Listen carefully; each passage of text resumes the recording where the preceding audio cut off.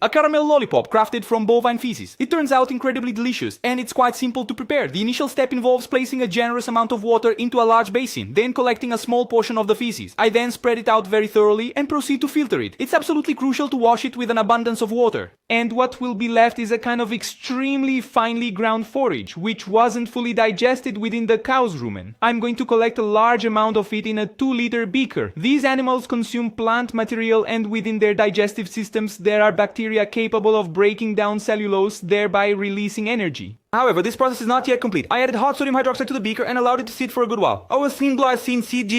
A portion of the cellulose resists digestion and eventually passes out in the feces, mainly due to lignin, a very tough structure that we've just broken down and solubilized using caustic soda. I filter and thoroughly wash this material with water. Then I transfer it to a sodium chloride solution, which will finish the job and bleach the pulp incredibly. The color of these plant structures primarily comes from conjugated double bonds and aromatic rings. Chlorite in an acidic medium releases chlorine dioxide, which strongly attracts these electron-rich regions. There, oxidation occurs and the original molecule simply ceases to exist, possibly becoming smaller and more soluble. Look at how the feces turned out. Now they are extremely clean. I'll remove the excess water and then take it to the sulfuric acid. I'll keep stirring it in the acid until it completely dissolves, and then I'll transfer it to a larger beaker with a small amount of water. And now I'll leave it heating for just a few hours. And it is at this very moment that the cellulose is broken down into sugar. Well, we can't eat it just yet because it contains sulfuric acid, but that's quite simple to resolve. I just remove the material from the plate and then I add a lot of water. To neutralize the acid, I sprinkle calcium carbonate. This will generate calcium sulfate, which is insoluble.